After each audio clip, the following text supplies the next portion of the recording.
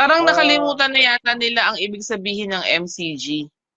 Di ba mhm. Members Church of God? Oo, Miyembro. Miyembro ng Iglesia ng Diyos. correct. So Wala ang nga, MCGI nga wala sa Biblia eh. oo, pero ang ibig ko sabihin, in general kasi parang lupon siya ng mga kasi yung iglesia para siyang hindi naman talaga Tagalog 'yon, kumbaga. Yes. Kumbaga parang siyang grupo ng mga naniniwala sa Diyos, Yes. naniniwala sa katotohanan, Mm. naniniwala sa pantay, sa patas. Yes. Yun Ika yung sinabi ng Panginoong Kristo, ni Apostol San Pablo, I mean. Ang sabi niya, hindi oo, ba pero ganon yung nalalaman na kayo ang templo ng Diyos? ayun nga, parang nakalimutan na nila kung anong tawag sa kanila. Naakala nila exclusive lang, ano 'yun, parang pare-parehas na lang kayo ng ibang religion, may exclusivity. Halimbawa ako, ikaw at saka ako galing tayo sa Catholic Church. Wala naman tayong narinig na ganyan nung umalis tayo. Oo. 'Di ba? Wala tayong narinig sa mga kaibigan natin, wala tayong narinig nung sinabi lang, wala talaga tayong narinig. At saka Eh tingnan mo bakit ha, dito ang dami sinasabi? Parang ang mm, daming parang ewan lang. correct. Biruin mo, yung mga dating kaanib ng Iglesia ni Cristo, in-interview nila. Eh Oo. bakit hindi naman nagdemanda ng libel yung yung Iglesia ni Cristo? Eh, kaso nangyari ka nung alas 7 yung Biyernes. Talagang galit na galit yung bumaril sa amin. Kaya ako, yung mga kapatid dyan sa Manggahan, kilalang kilala ako. Iglesia pa ako. Inalis na yung talaan ko dyan, pero okay lang. Kailan po niyo nabalitaan tinanggal po kayo sa Ay, talaan? nung sumasamba ko, pumasok na ako sa kapilya nung Webes. Eh, nung nakita ko, wala yung talaan ko. Ano po yun? Iglesia ni Cristo. Yan ako sumasamba, malapit lang sa siyapo. Tapos, nung nasa loob na ako, tinitingnan ko yung, ano ko, wala na, yung talang ko. Eh, bumalik na lang ako dahil wala na eh. Nagsalita si Sis Lydia. Kaya umalis na ako kasi hindi ko talaga kayang bilangin yung pera na.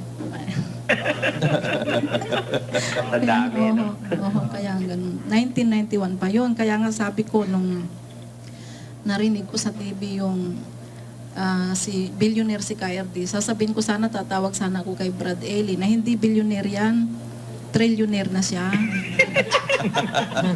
Actually, Sis Lydia, kung nanonood ka, alam nyo yan na pinag-iinitan kayo ng magulang ni Daniel Rason. Kaya nga pinaalis Ano kayo pa ba dyan siya? Sa active sa pa ba yun? General eh. Oo, active Active pa. mo ba yun? Nakakaawa po kayo, Sis Lydia, kung ano-anong pinagsasabi. Mukha daw kayong pera. Eh, biro mo, nagbibilang nga tagabilang nga ito sa sa National Treasury ng Iglesia ni Cristo eh. Eh Oo. tapos sasabihin ninyong mukhang pera na may mera lang sa ang dating daan.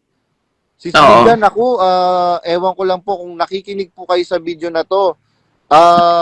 Yung Sana. pong mga ex-man, ang isip po sa inyo ng mga magulang ni Daniel Rason ay namemera lang po kayo. Ang hirap. Ay, tapos may sasabihin ako, speaking of X-Man, di ba mas marami mga, ngayon, defenders nila na bago lang? Yes. Palagay ko sila yung mga malalakas ng loob na walang talagang kaalam-alam sa nangyari before. Bigla ko lang naisip kanina, yung tungkol dun sa comics. Kaya nila tayong takutin. Nakahanda kaming mamatay! Ingkong sa mga kapanalig, Diyos-Diyosa naman sa mga kaaway. Siya si Brother Eli Soriano, kontrobersyal na spiritual leader ng sektang Ang Dating Daan. Malakas ang karisma, di mapapasubalian ang hatak sa tao. Dalawa raw ang dahilan ng mga tagatangkilig ng kanyang mga pangangaral. Ang una ay naniniwala sa kanyang mga sinasabi, ang iba naman naglilibang lang ng sarili. Hoy, tanga, mga gago. Ang gagago nyo. Mataas ang interes ng publiko sa relihiyon at buhay ni Soriano. Ang itinuturing na propeta ng kanyang mga tagasunod. Ang kanyang bawat sabihin at gawin ay palaging news material. Alam mo, kung ako lang wala sa ere, tinamog ka. Dahil hindi magagawa ng silungan. Para kang nakakita ng pagdating ng paghahari ng Diyos sa tao. Pero bago pa man daw hirangin ng kalangitan si Brother Eli Soriano dito sa lupa, ang kanyang pagkatao ay muli na naman sinusubukan. Kung nang-hostage kami, gago ka. Larang, gago ka. Dito umikot ang mundo ng mga kaanib ng Ang Dating Daan. Ang lahat ng kasapi ay naniniwalang maililigtas ang kaluluwa. Ngunit silipin natin si Brother Eli. Ito pong mga comics na ito ay tungkol kay Brother Eli. Hindi po namin pwedeng ipakita sa inyo kung anong nilalaman ng mga comics na ito dahil medyo mahalay po at talaga namang below the belt ang tirada. Ganun pa man, sinika po namin malaman kung totoo ba ang mga kwento dito. Ilang linggo nang napasa kamay ng special assignment ang mga kopya ng mga comics na ito. Pero ipinagpaliban namin ang paggawa ng istorya dahil sa walang umaako sa pagpapalathala ng mga ito hanggang sa matunto namin ang grupong ito. Ano mo yung gumawa ng comics? Kami yun at pati yung aming mga kasama. Ang tunay sa comics ay galing mismo sa mga dating kaanib na mayayaman na hininga namin ng tulong na natiwalag na sa kanila.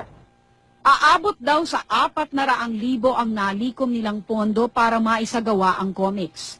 Ang mga nagsipag-ambag mula sa mga simpleng manggagawa hanggang sa mga mayayamang miyembro ng Ang Dating Daan.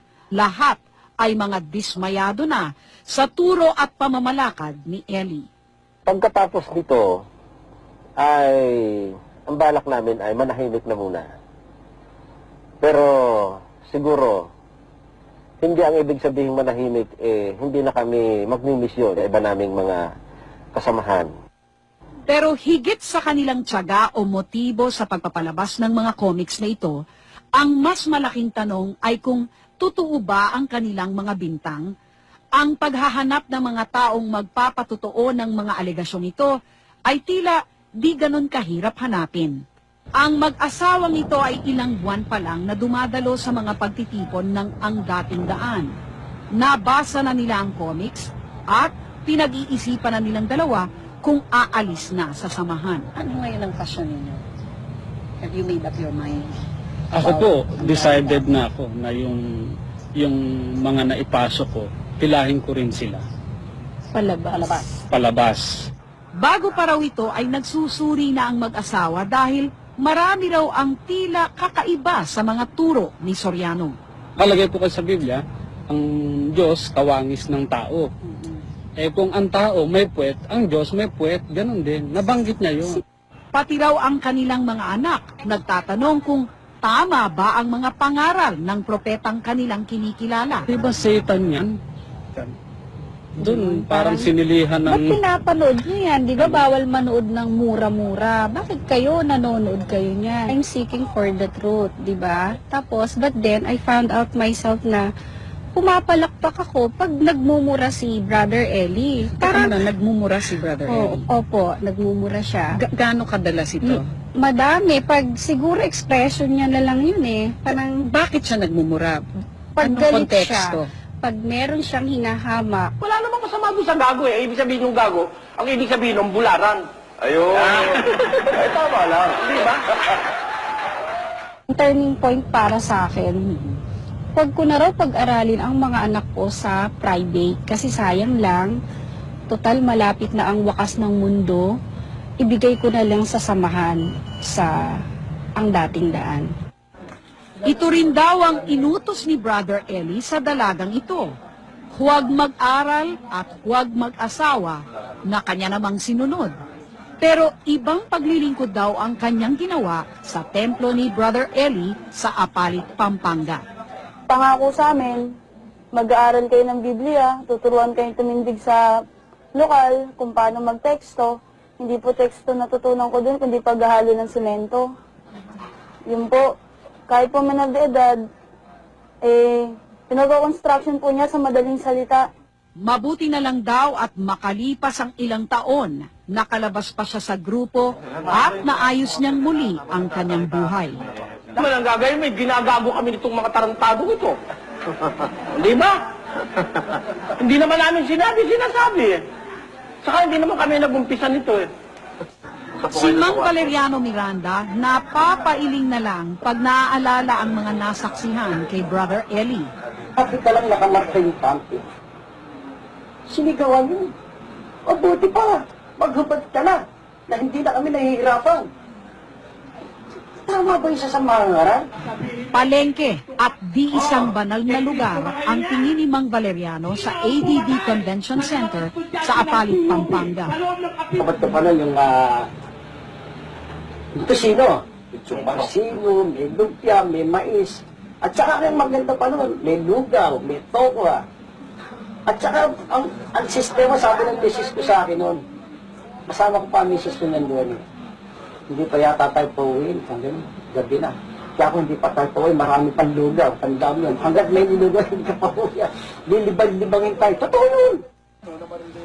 Pero tila di lang ang mga pumapasok sa loob ng bakod ni Brother Eli ang may sinasabi laban sa kanya. Ang mga nasa labas ng kanilang bakod, pati tagapagpatupad ng batas, meron ding reklamo.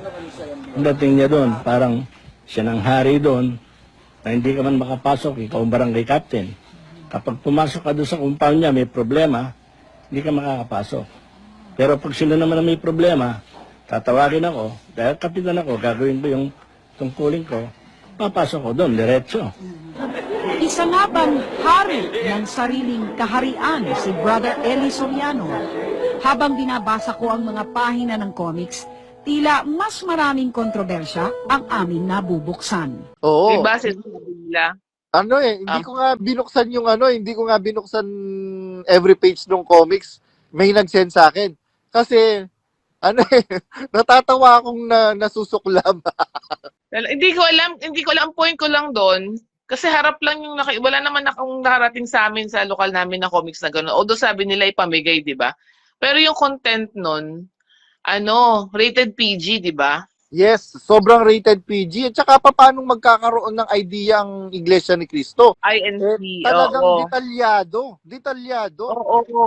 As in, ang point ko, kung hindi siya totoo, kung gawa-gawa lang siya, bakit nakabuo sila noon? Yes. 'Di ba? Tapos bigla rin ako nagduda na siguro nga talagang may something talaga yung magtsuhin na yun na hindi lang namin alam. Totoo yan. Walang problema kung umalis ka dyan. Ngayon, kung ang problema kung pinagbabantaan ng buhay mo, yun, iba yun. Ibigay mo sa polis. Alam ko yung pagka nabenta yung property nila Brad Josel dyan Sa Fernando, di ba? Hindi, sa may Santo Tomas. Sa may Oo, Santo Tomas pala. Pampanga. Ay, Di ba Masanton? Minalin. Minalin, Pagka nabenta yun, kulang 30 million. Kaya meron akong nasa Last Will and Testament na nga ako ni Mamilet, na mama ni Brad Josel. Naka-specify doon kung magkano yung tatanggapin ko. Edi gano'n na lang sila. Hindi nila kailangan ng maraming pera. Ang kailangan mo lang, maganda ka matulog sa gabi, tapos alam mo didiretso ka sa langit. Sigurado ba kayo na pag namatay kayo mamaya, sa langit ang punta nyo? Correct. Ang lakas pa naman ng loob niya ni Daniel na magkita-kita tayo sa Pine House. Uy, talaga lang. Correct. Biro mo, Daniel. Alam mo yun, yung nakakairita, magkita-kita tayo sa Pine House. Akala mo naman, nakaabot siya dun. Akala mo naman, tiyak na tiyak siya. Oo. Hindi, alam mo yun, yung pati siya yung alam mo yung pinakamalaking sinungaling, yung naniniwala na sa sariling kasinungalingan. Oo, ayun ang napapaniwala na yung sarili sarili niya, oo. Tsaka kung alam niyang wala siyang ginagawang masama, kung alam niyang wala siyang masamang ginagawa, okay? Ibenta niya ng lahat ng mga yan na alam niyang pinagdududahan ng mga kapatid. Anong sabi ba niya, ni Pablo? Kung yung lamangkati, nakapagpapatisod, di na ako kakain. Natitisod kami sa yaman mo, ibenta mo na para masaya. Dami nun. Tapos, bigay nyo sa na mahihirap. Kami, wag nyo na kami intindihin. At yung bylaw nyo ba yun na walang baywain sa abuloy, sa inyo na, yun na lang natitira dyan. Sige na, ipaghati-hatian nyo na.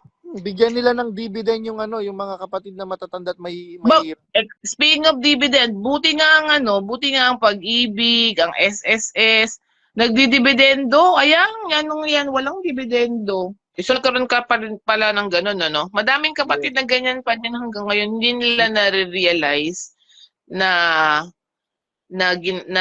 pinaglalaroan sila, sinasaktan sila, inaabuso sila. Kasi sa kanila, nagbibigay yung tao na yon ng kasiyahan. Pero hindi nila alam, false yon, false hope, false love. I have tried several times na makaalis sa royal family. Kaya lang, every time na umaalis ako, sinisiraan ako. Sabi ko, might as well, magtiis na lang ako dito kasi kesa aalis ako, kahit saan ako pumunta, sinisiraan ako. Sasabihin, masamang tao ito, etc., etc. Biro mo, sasabihin ng merong kokontak ng mga kapatid sa akin sa ano ba to? Sa Guam, sa Saipan, sa Australia, sa Canada, sa US. Brad Badong, alam mo ba, sabi ni mismong asawa ni Brad Josel Malyari, si Ate Ranza Malyari, alam mo ba, Badong, nung nasa Canada kami, kinausap ako ni Mami, kaming dalawa ni Kuya Jokmo. Sabi niya, inaway mo daw siya, sinigaw-sigawan mo daw. Sabi ko, walang ganon. Alam mo ba, sabing ganyan, nung ang initial reaction ni Kuya Jokmo, naggalit siya sa'yo. Siguro after quite some time, naimasmasan, teka, hindi man natin naririnig yung panig ni Badong, hindi tayo pwedeng magalit kay Badong without knowing kung ano yung side ni Badong. Kung totoo nga ba yun. Ayan nandiyan kayo mga kapatid dyan sa dyan sa Farm 1. Alam niyo yung nangyayari. Kaya nga merong yung mga kasama namin doon, tinuruan nila ako pag magsi-CR ka, nag-CR ka, matulog ka. Kaya lang pagka matagal ako sa CR, si Ruby, minomonitor nila ako. Imagine mo, Bro Jay, yung psychology nila, no? Okay, tingnan mo yung psychology nila. So, bibigyan ka nila ng Stockholm Syndrome. Ibig sabihin, gagawin nilang dependent ka sa kanila emotionally, spiritually. Pag naman umalis ka, kasi parang nararamdaman mo na ginagamit kanila, so aalis ka. Ang gagawin naman sa'yo, tatakutin ka naman psychologically na wala ka ng friend. Kasi masama kang tao, kasi gumawa ka ng masama sa kanila. So, maiiwan kang nag-iisa, desperate. Tapos, yung sinasabi ni Best before, na walang Kristiyanong nade-depress. Tama? Yes. So, saan ka naman lulugar? Wala kang lulugaran sa kanila. Wala kang lulugaran. Exactly. Oy, babae, ikaw. Umamin ka, magkano ang ninakaw mo? Kaya masama yung loob ng kapatid. Pero mo, pinagbintangan siyang nagnakaw. Sabi nga niya sa akin, alam mo yan, Badong, sabing ganyan. Di ba natatandaan mo nung nawawala yung bracelet, yung singsing, at saka yung kwintas ni Kuya Don, sabing ganyan. 1 linggo nating halos sinahanap yon. Hindi namin makita-kita. Nung naglinis siya, meron siyang nakitang isang pantalon na marumi.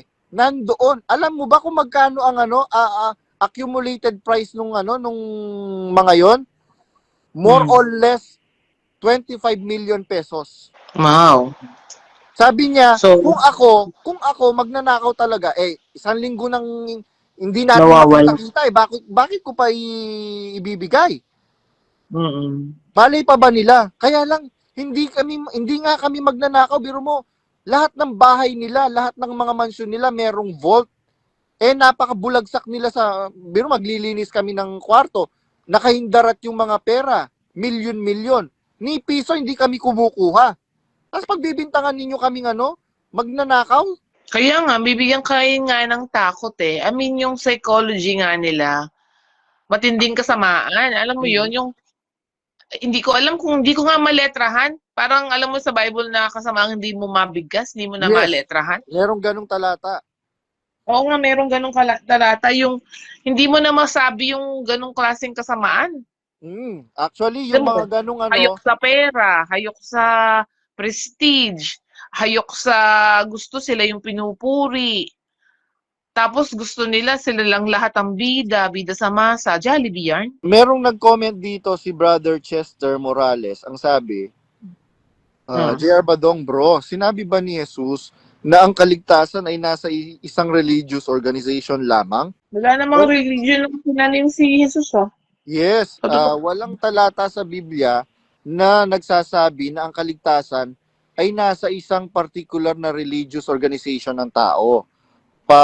Laging itinuro ni Jesus na ang kaligtasan ay sa Kanya at sa Diyos, hindi sa pagiging miyembro ng isang institusyon. Halimbawa, sa 1:14-6, ako ang daan ng katotohanan at ang buhay, walang makaparoroon sa Ama, kundi sa pamamagitan ko. Pansinin, sinabi ni Jesus sa pamamagitan niya, hindi sa pamamagitan ng pagiging miyembro ng isang reliyon o grupo. Tama po kayo. Hindi po exclusive kasi ang Panginoong Jesucristo. Pinagbawalan niya nga yung mga apostol eh. Sabi ng Panginoon sa mga apostol, huwag niyo siyang pagbawalan sapagkat ang hindi laban sa atin ay sumasa atin. Tsaka, sa'yo ko yata narinig, which is tama naman. Wala na, pupunta dito si Jesus Christ, hindi naman para magtayo ng relihiyon, para magkaroon ng fans club. Yes. Para magkaroon, diba? Ano, pumunta siya dito para fans club siya? Ganon? Yes. Hindi naman. Walang ganon. Kaya nga, wala siyang itinayong wala siyang, ang tinuro niya doon sa babaeng Samaritana. Dumarating ang araw at ngayon nga, nasasambay ng mga tunay na mananamba ang Diyos sa Espiritu at katotohanan. Hindi na natin kailangan pumunta pa sa templo o umakyat pa sa bundok kasi hindi pwedeng pumunta yung mga hentil sa templo. Kaya yung mga hentil, pumupunta sila para sambay ng Diyos sa mga bundok. Kaya sabi ng Panginoong Jesucristo, dumarating ang araw at ngayon nga, yung moment na yun, nakausap niya. Kaya nga, unang ipinangaral ang mabuting balita ng kaligtasan doon sa babaeng Samaritana, doon sa balon ni Jacob. Mga kapatid, ang sabi po ng Biblia, dumarating ang araw at ngayon nga nasasambahin ng mga tunay na mananamba ang Diyos sa Espiritu at katotohanan. Kagaya niyan, biruin mo, sasabihan ninyo kaming kampo ni Satanas? Parang nakalimutan na yata nila ang ibig sabihin ng MCG. Di ba? Members Church of God. Oo. Miyembro. Miyembro ng Iglesia ng Diyos. Correct. So, MCGI nga wala sa Biblia eh. Oo, pero ang ibig ko sabihin, in general kasi parang lupon siya ng mga, kasi yung Iglesia para siyang hindi naman talaga Tagalog yon, kumbaga. Yes. Kumbaga parang siyang grupo ng mga naniniwala sa Diyos. Yes. Naniniwala sa katotohanan. Naniniwala sa pantay, sa patas. Yes. Yun yung sinabi ng Panginoong Jesucristo, ni Apostol San Pablo, ang sabi niya, hindi ba ganin nyo nalalaman na kayo ang templo ng Diyos? Ayun nga, parang nakalimutan na nila kung anong tawag sa kanila. Naakala nila exclusive lang. Ano yun? Parang pare-pares na lang kayo ng ibang religion, may exclusivity. Pero ang sa ibang religion, halimbawa ikaw, at saka ako, galing tayo sa Catholic Church. Wala naman tayong narinig na ganyan nung umalis tayo. Di ba? Wala tayong narinig. Sa mga kaibigan natin, wala tayong narinig. Nung sinabi lang, wala talaga tayong narinig. At saka tingnan mo dito, ang dami sinasabi. Parang parang ewan lang. Correct. Biruin mo, yung mga dating kaanib ng Iglesia ni Cristo, in-interview nila. Bakit hindi naman nagdemanda ng libel yung Iglesia ni Cristo? Nagsalita si Sis Lydia. Actually, Sis Lydia, kung nanonood ka, alam niyo yan na pinag-iinitan kayo ng magulang ni Daniel Rason. Kaya nga pinaalis kayo. Active ba yun? Oo, active ba yun? Nakakaawa po kayo, Sis Lydia, kung ano-anong pinagsasabi. Mukha daw kayong pera. Biro mo, tagabilang nga ito sa National Treasury ng Iglesia ni Cristo eh. Tapos sasabihin ninyong mukhang pera na may mera lang sa ang dating daan. Sis Lydia, naku, ewan ko lang po kung nakikinig po kayo sa video na to. Yung pong mga ex-man, ang isip po sa inyo ng mga magulang ni Daniel Rason ay namemera lang po kayo. Ang hirap nun, no? Ang hirap. Tapos may sasabihin ako, speaking of ex-man, di ba mas marami mga, ngayon, defenders nila na bago lang? Yes. Palagi ko sila yung mga malalakas ng loob na walang talagang kaalam-alam sa nangyari before. Yes. Bigla ko lang naisip kanina, yung tungkol dun sa comics. Oo. Diba sinasabi nila? Hindi ko nga binuksan every page ng comics. May nag-send sa akin. Kasi, natatawa akong nasusuklam.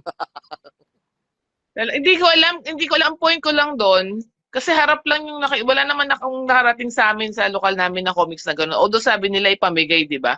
Pero yung content nun, rated PG, di ba? Yes, sobrang rated PG. At saka paano magkakaroon ng idea ang Iglesia ni Cristo? INC, Talagang oo. detalyado. Detalyado. Oo. As in, ang point ko, kung hindi siya totoo, kung gawa-gawa lang siya, bakit nakabuo sila nun? Yes. 'Di ba? Tapos, bigla rin ako nagduda na siguro nga talagang may something talaga yung magtsuhin na yun na hindi lang namin alam. Totoo yan. Actually, totoo yan. Siya po na natin pag-usapan yung kasi wala naman akong basis doon, no? Pero Oo. meron lang akong duda. Meron akong tamang duda. Ayun. Sis Ruby, salamat at 5% na lang yung battery ko. Bisa-bisa lang tayo, pabira. Magkatsyempuhan, ano pa. Oo, sige, okay lang. Ko. Kalat din yung mga tutupi kong damit. At saka madaling araw na rin dyan. Oo, sige. Sabi ni Mga Sis Popot Manimbo, totoo yung comics. Totoo yung comics? Totoo Gosh. yung comics, mga kapatid. Totoo po yung nandoon sa comics. Ako nga sabi ko nga. Kayong mga delulu, alamin niyo yung comics. Para alam mo yung totoo. Kung totoo daw yun, nako. Totoo po yun, mga kapatid. Hindi naman po sa paninira. Nako. Bahala na sila. Baka may mensahe ka sa mga kapatid dyan sa pinanggalingan nating lokal sa Vietnam. Sila, yung mga matibay dyan, kung diyan kayo masaya, edi go. Edi go. Pero kung may di ba? Diyan kayo masaya, hindi ko naman kayo pipigilan sa kasiyahan. Correct. Pero, wag nyo nang pakialaman yung mga umalis na, kasi masaya na sila. Di ba? In the first place, di naman namin kayo inaano ba namin kayo? Oo, correct. Hindi naman natin sila, wala naman tayong sinasabing masama tungkol sa kanila. Kaya lang naman tayo nagsasalita kasi meron tayong mga naririnig na nakakarating sa atin na paninira. So we have to we have to retaliate. Sabihin nyo dyan kay Daniel, tumigil-tigil na siya, magturo na lang siya sa inyo ng Biblia talaga, kaysa kami yung inaatupag niya, nang may matutunan kayo dyan. Skuday. O Daniel Rason, ano ito? Dati mong miyembro ito na professional. Hindi ito kolorum, ha? Professional talaga ito. Baka, yun lang. Magturo na lang siya. Alam mo kung gawin niya, para lang sumayad-saya naman yung mga bagong kapatid na naanib sa kanya. Yung mga pinagde-delete niyang ang dating daan na video, reviewin niya kaya ulit. Tapos ulitin na lang niya yung parang ni-recycled food. Ganon. Pwede na yun. Kaysa naman kaming pinag-iisitahan mo at tuwing na lang, pagsamba, pasalamat, at saka prayer meeting, kaming topic, parang kami laman ng Biblia niya. Ano ba yan? Ayaw mo yun, sikat na sikat tayo, Sis Ruby. Pwede din. Pwede din, kaya lang kasi hindi naman niya pinapangalanan. Pinangalanan ka ba niya? Hindi niya ako mapangalanan. Gusto niya lang akong balatan ng buhay. O kaya nangyayari ngayon, naku-curious tuloy yung iba, kung sino ba yung kalaban niyang hindi nakikita. Invisible man. Nagdidelirio na yata si Daniel Rason. Meron siyang kaaway na hindi niya nakikita. Oo. May kaaway siya hindi nakikita. Tapos, yung tatlong stooges, yung 3 stooges, kilala mo yon? Oo, si Josel, si Rodel, at saka si Sunny Catan. Oo naman ng oo. Diyos ko, matauhan na kayo. Alam mo kung ako sa kanila, magbago na sila, no? Ano bang inaano nila sa buhay? Hindi naman, galing naman sila sa hirap. Hindi maghirap na lang sila ulit. Ano ba yun? In fairness naman kay Brad Rodel at saka kay Brad Josel, meron namang kabuhayan yan. Si Brad Rodel, ang laki ng sakahan nila sa sa Dila-Dila, Santa Rita, Pampanga. Yun naman pala, walang problema kung umalis ka dyan. Ngayon, kung problema kung pinagbabantaan ng buhay mo, yun, iba yun. Ibigay mo sa pulis. Alam ko, yung pagka nabenta yung property nila Brad Josel, dyan sa may, saan ba yung nila? Sa may... Sa Fernando, di ba? Hindi, sa may Santo Tomas. Sa may Santo Tomas pala. Di ba Minalin pala, Minalin. Minalin, Pagka nabenta yun, kulang 30 million. Kaya meron akong nasa Nasa last will and testament na nga ako ni Mami Let, na mama ni Brad Josel. Naka-specify doon kung magkano yung tatanggapin ko. Oh, edi gano'n na lang sila. Hindi nila kailangan ng maraming pera. Ang kailangan mo lang, maganda ka matulog sa gabi. Tapos, alam mo, didiretso ka sa langit. Sigurado ba kayo na pag namatay kayo mamaya, sa langit ang punta nyo? Correct. Ang lakas pa naman ng loob niya ni Daniel na magkita-kita tayo sa finals. Uy, talaga lang. Correct. Biro mo, Daniel. Alam mo yun, yung nakakairita, magkita-kita tayo sa finals. Akala mo naman, nakaabot siya dun. Akala mo naman, tiyak na tiyak siya.